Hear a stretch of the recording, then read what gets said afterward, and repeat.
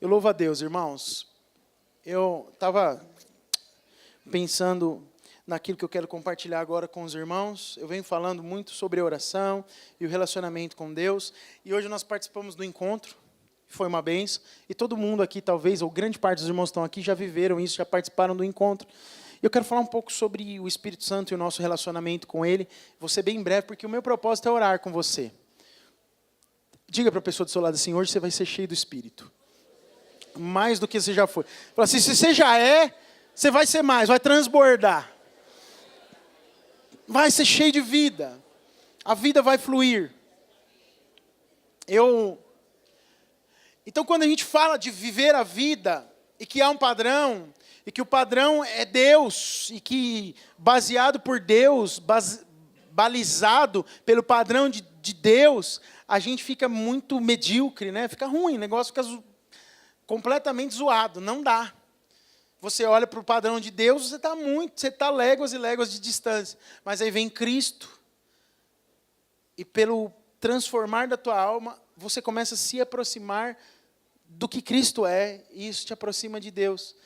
E mais precioso do que isso tudo, é que simplesmente pelo fato de crer em Cristo, Deus passa a ver Cristo em você, e essa contemplação do Senhor, que vê Cristo em você, já não te condena mais, porque você creu naquele que cumpriu a lei para te levar a esse padrão. Um dia, a Bíblia fala que nós chegaremos à estatura de varão perfeito, seremos completamente transformados, receberemos um corpo e seremos tal qual Ele é, estaremos com o Senhor. Mas isso vai se dar no momento em que nós estivermos com o Senhor na glória, arrebatados. E já estivermos lá. Antes disso, nós temos os nossos perrengues e os nossos níveis. Crescemos na fé, uns são mais transformados, outros menos transformados, mas todos nós estamos num processo de crescimento e transformação. Você percebe isso na vida das pessoas ao seu redor? As pessoas ao seu redor têm sido transformadas pelo Evangelho de Cristo Jesus? Sim ou não? E quem faz isso na vida do homem? Deus, Cristo Jesus, por intermédio do Espírito. É o Espírito movendo-se na nossa vida, é que produz novidade, é que traz coisas novas, é que nos impulsiona. Em algumas oportunidades passadas, recentes, eu falei muito sobre o Espírito orar por nós, que nós pedimos coisas para Deus, e Ele nos dá o Espírito, para que nós, que não sabemos orar como convém, possamos orar aquilo que o próprio Deus oraria. E pelo Espírito oramos, e quando oramos pelo Espírito somos transformados. E aí lá em 1 Coríntios 3, versículo 9, se não me falha a memória, 1 Coríntios 3, a Bíblia fala que nós somos transformados pela contemplação do Senhor. Quando olhamos para Ele como que por um espelho, nós somos transformados de glória em glória. Então, esse é o processo na vida do homem que recebe Jesus e que tem uma experiência com Jesus. Mas quem move, quem faz e quem realiza essa obra no homem, na mulher que receberam Jesus como Salvador, é o Espírito. Diga, é o Espírito Santo. E é o Espírito Santo que faz isso. Eu, lendo os evangelhos por esses dias, eu quero ler com você aqui, tentar expor esse texto de João 16. Abra aí para mim, João, versículo 1. Eu não ia ler o texto todo, mas eu quero ler um pouquinho aí, desde o versículo 1 de João capítulo 16. Leia aí comigo, vamos lá.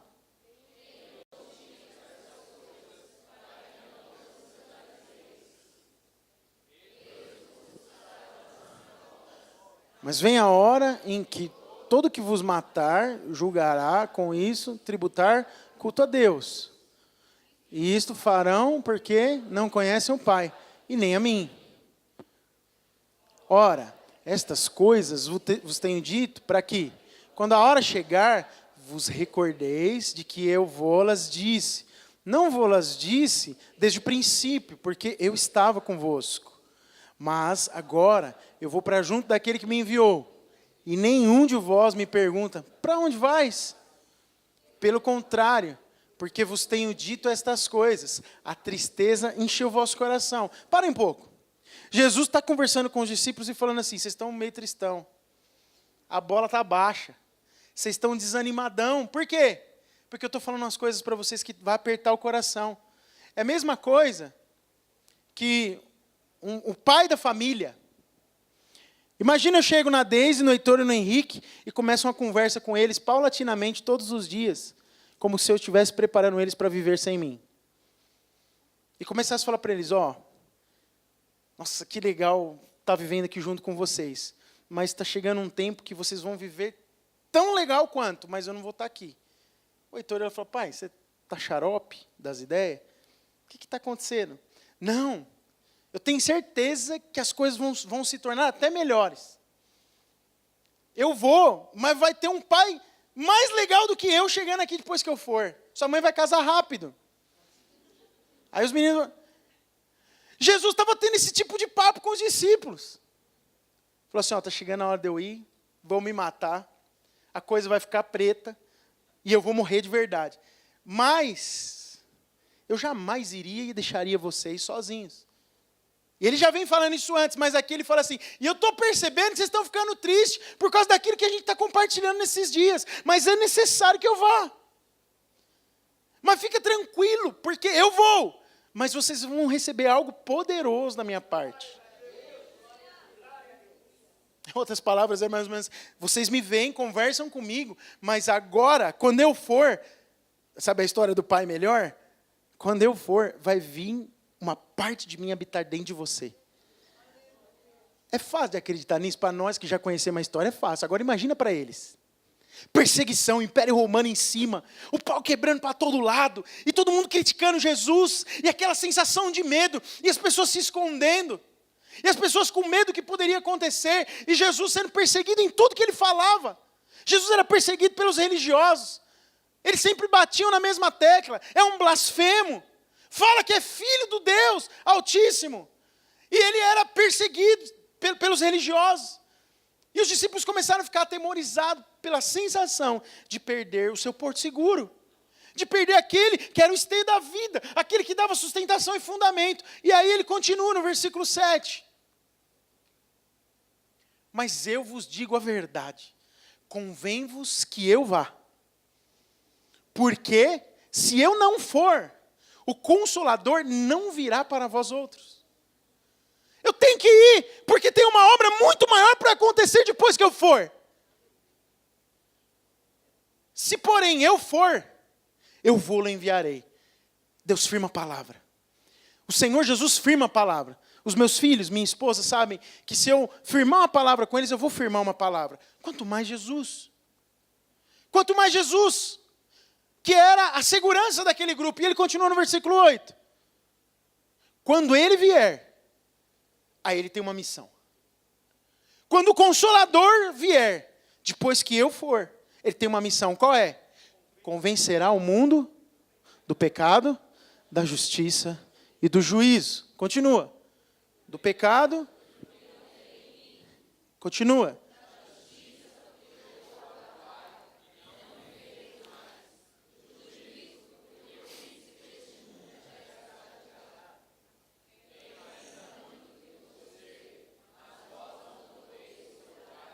Para aí. Jesus está preocupado com eles. A dose já foi muito forte. Eu vou morrer, vou embora. Mas tem alguém que é o Consolador, que eu vos enviarei. Consolador aí do original, Paracletos, que significa aquele que dá apoio, que dá o sustento, que conduz, que é a força e que é a sustentação daquele que o tem.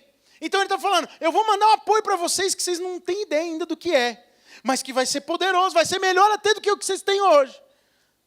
Mas é pela fé, é invisível. Jesus eles viam, tocavam, olhavam. Olhavam nos olhos. Já pensou olhar no olho de Jesus? É violento, hein? Nossa, às vezes eu fico olhando isso e pensando. Que vontade dá de ser Pedro. Que vontade dá de ser Tomé. Pelo menos ele viu. Não creu, vacilão, mas viu. E aí depois creu. Dá vontade de ser um deles. Olhar no olho de Jesus. E aí eles começam a receber a promessa de que receberiam algo invisível. Algo que eles não poderiam ver. E Jesus vai explicar qual é a missão. Convém-vos primeiro que eu vá, porque se eu não for, ele não virá o Consolador. E primeiro, ele convencerá o mundo do pecado, da justiça e do juízo. Do pecado por quê? Porque o mundo não crê em mim. O mundo em que vocês vivem não crê em mim. E é só pelo Espírito que alguém pode ser convencido. Não tem eloquência humana capaz de convencer alguém do seu pecado.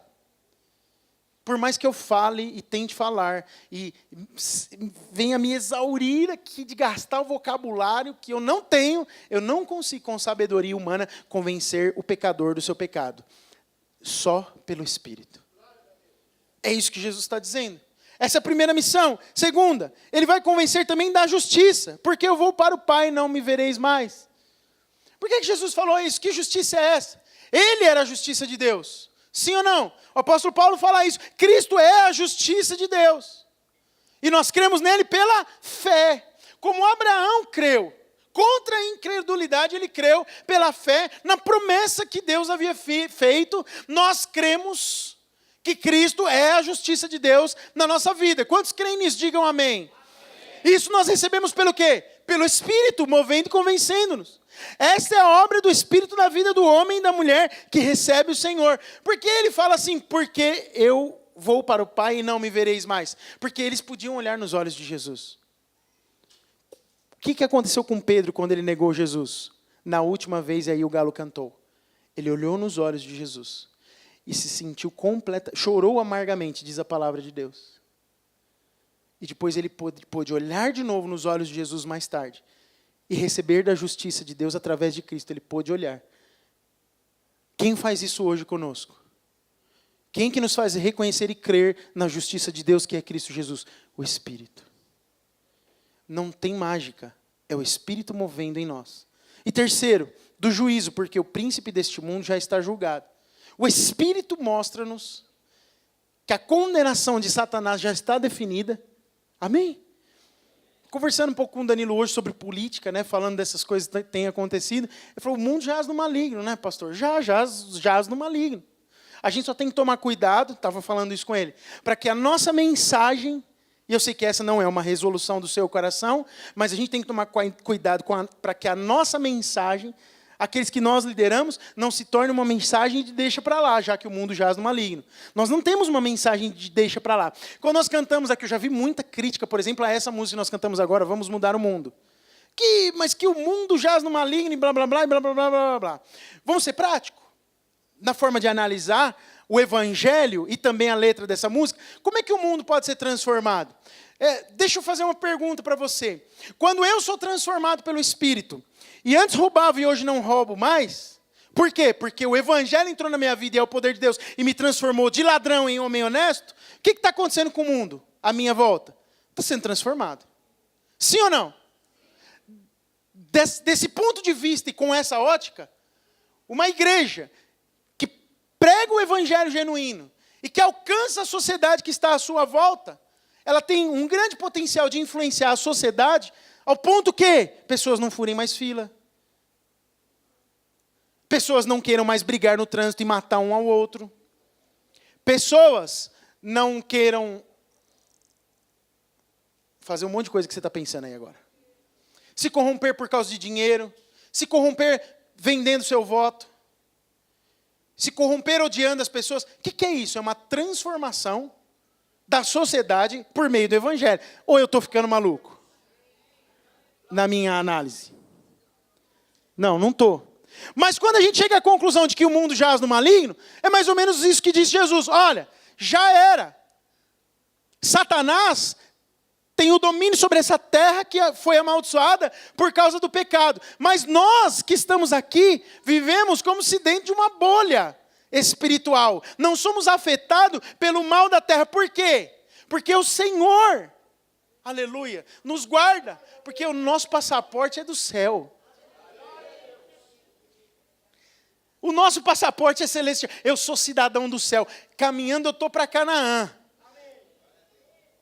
Eu vou para Canaã celestial, vou morar com o Senhor lá. E não me importa que as pessoas muitas vezes possam me julgar ou te julgar por causa disso. Eu tenho essa direção. Eu sei que Satanás está com o seu juízo definido. Não tem mais jeito para ele. Então, o Senhor precisava convencer-nos e convencer todo mundo de que do juízo e que Satanás já está julgado. Nós precisamos entender isso. Quantos entendem isso? Digam amém. Amém. O versículo 24 do mesmo capítulo de João 16 diz assim: até agora nada tendes pedido em meu nome. Você pode ler comigo? Pedi e recebereis, para que a vossa alegria seja completa.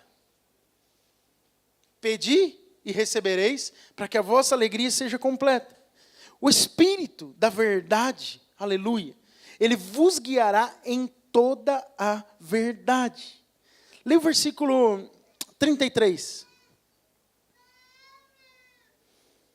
Leia comigo.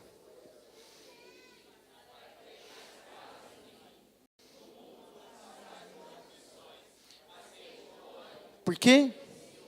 Então, ao mesmo tempo que ele convence de que há um julgamento definido, e que as coisas estão definidas, ele fala assim: eu sei que vocês vão passar por aflições, vai ter tempo difícil, vocês vão morar num país, às vezes, que a corrupção é mais forte do que qualquer coisa.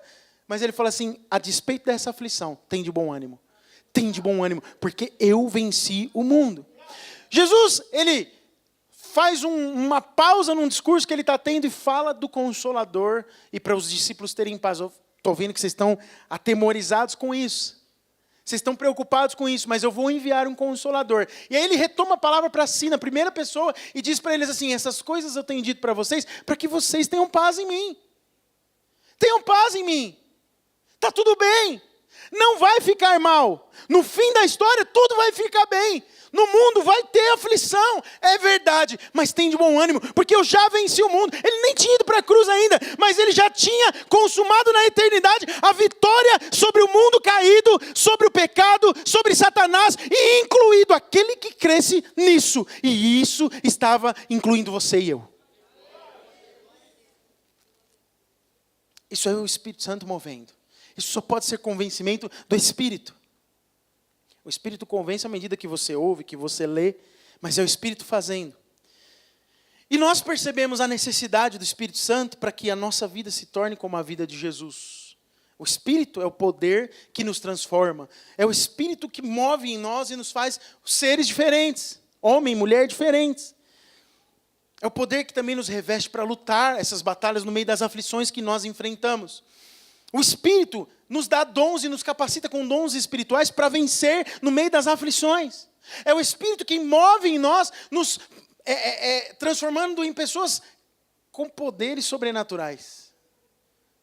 Você não está do lado de um Power Ranger, mas ele tem poder sobrenatural. Olha para a pessoa do teu lado e vê se ele tem cara de alguém que tem poder sobrenatural. Se não tiver, você fala: você vai ser revestido hoje de poder.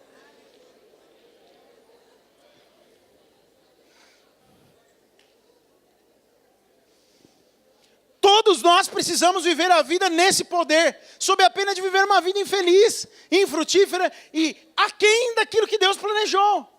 Diga comigo: eu preciso do poder do Espírito. Porque, irmãos, sem o poder do Espírito, você não vai em lugar nenhum. É a mesma coisa do que um carro sem gasolina. Então você aprendeu um monte de conceito no dia que você foi no encontro. Mas se você não tiver o Espírito movendo dentro de você, você não consegue andar nessa estrada. Então você precisa do Espírito para poder mover. Você vai ter dons espirituais, Deus vai te dar armas espirituais. E a arma é o Espírito, a espada do Espírito. E você vai falar da parte de Deus. E você vai ser transformado. E ao mesmo tempo que você é transformado, você é canal de transformação na vida de muitos. Aleluia, aleluia, aleluia, aleluia. Quando você recebe o Espírito, aleluia. Algumas coisas meio malucas às vezes acontecem, né? Meio maluco é frase do meu irmão Eliezer. É meio maluco. É meio maluco. Tem uns camaradas que são cheios do Espírito num determinado momento. E é um choque. Por que Deus faz? Eu fico pensando às vezes sobre isso. Por que Deus faz daquele momento em que há um grande derramamento do Espírito? Porque eu já sei que há um Consolador, eu já sei que tem um Espírito morando dentro de mim, eu já sei que eu sou forte para superar as aflições, porque é o Espírito que me capacita para viver uma vida consagrada diante de Deus, e não é na minha força, é na força deste Espírito que move dentro de mim. Mas por que existe um momento em que há um derramamento? Sabe aquele culto especial que muda a sua história? Sabe aquela oração despretensiosa, quando Deus move e faz algo sobrenatural e marca, você caiu no chão no meio de todo mundo, e você fala: meu Deus, por que eu caí no chão? Ou você começa a falar em outras línguas e não sabe o que está dizendo, e as pessoas olham para você e você fica com cara de maluco. Ou você começa a rir de alegria, porque é tomado por um gozo que você não sabe explicar. O Senhor me mandou falar uma palavra para os irmãos hoje no final do encontro, que Ele supriria de contentamento pessoas que viveram a vida inteira tristes, de uma maneira que elas não iam saber explicar porque que elas estavam felizes, mas que era a linha divisória da cruz, um momento novo na vida delas, que ia produzir uma alegria inexplicável. É assim que a gente vive, feliz sem saber por que está feliz, porque tem um Espírito movendo dentro de nós, que ora como convém, que sabe a nossa necessidade, e que mesmo no meio do caos, Ele nos traz alegria e nos faz viver em contentamento. Tem alguns dias que eu tenho andado um pouco triste. Mas eu tenho aprendido uma coisa, Senhor, eu preciso colocar isso diante do Senhor e viver com contentamento. E oro claramente sobre a minha tristeza. Estou triste por causa disso, disso e disso. Como se eu estivesse falando com meu pai na sala de casa. E tenho experimentado Deus, sem eu falar uma palavra, transformar circunstâncias e trazer alegria de volta na onde eu estava triste. Quem faz isso? O Espírito movendo dentro de você. O Espírito quer te fazer feliz, mais feliz do que você já é. Ao ponto de marcar sua vida num culto que pode ser o de hoje, que você vai para casa rindo hoje sem saber do que você está rindo, mas você fala, tem uma alegria que invadiu o meu ser, e eu não sei explicar o que é isso, eu vou explodir, vai rasgar o meu peito, é o Espírito movendo dentro de você, você pode não conseguir explicar, mas o Espírito move e te leva a andar léguas além do que você seria capaz de andar de maneira natural. E isso se cumpre nas palavras de Jesus em João 7. Para terminar, eu quero expor um pouco desse capítulo também com você. No capítulo 7 de João, no versículo 37 e 39, que eu já falei aqui em outras ocasiões. Isso fala desse derramamento, mas que precisa ter sede, precisa ter fé, precisa crer. Jesus diz o seguinte, leia comigo para eu descansar um pouco minha voz. Lê forte, hein?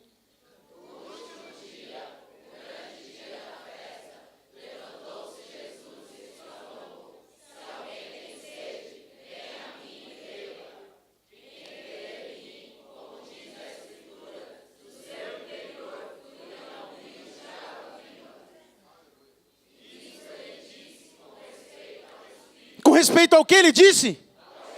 Continua.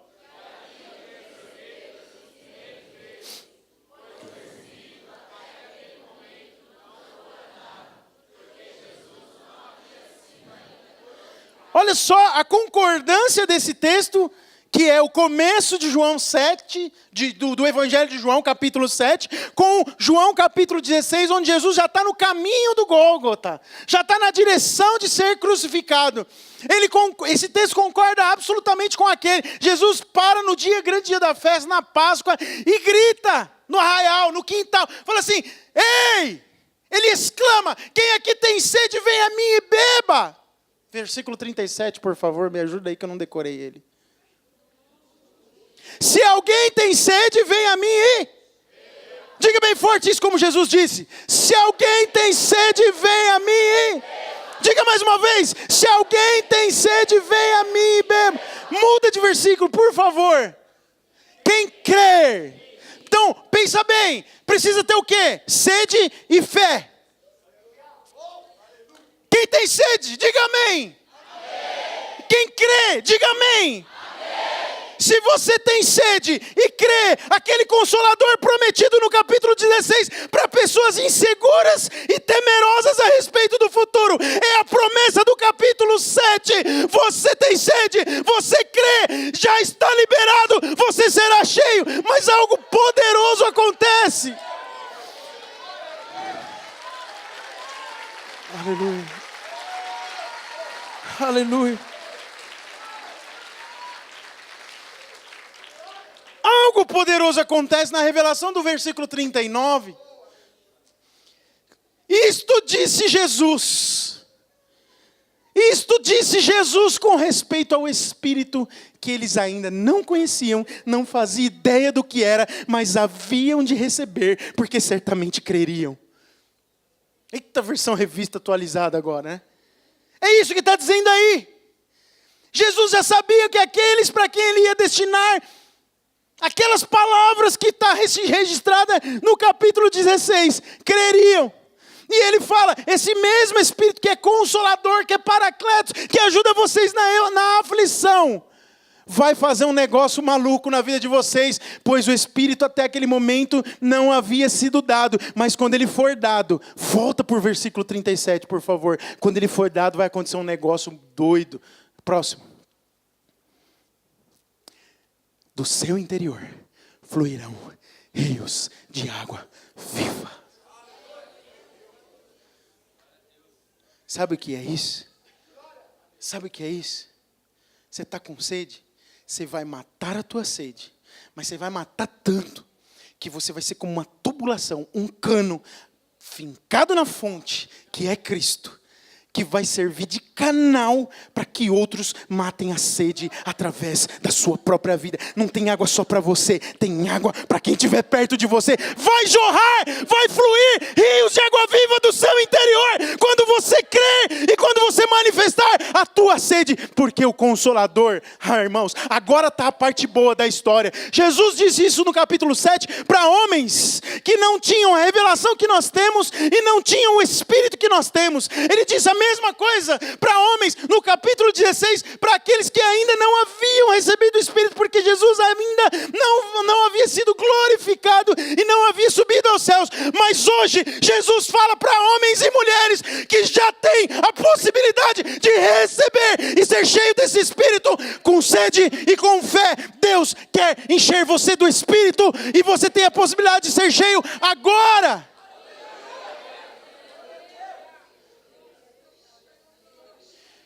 Fica de pé no seu lugar. O Espírito quer te encher agora.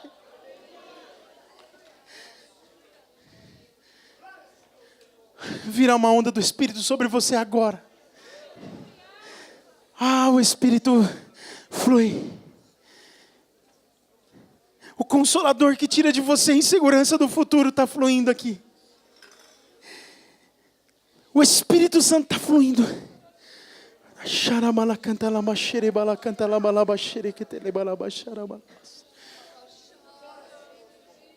ser, nós estamos aqui mesmo. Pede para o Heitor fazer um string do Mi menor ali. Para um teclado bem menor, string do Mi menor.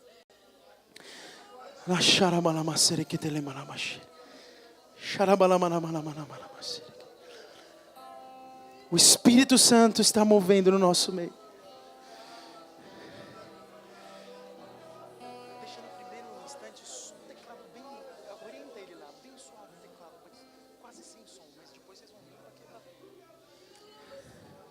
Feche os seus olhos no seu lugar agora.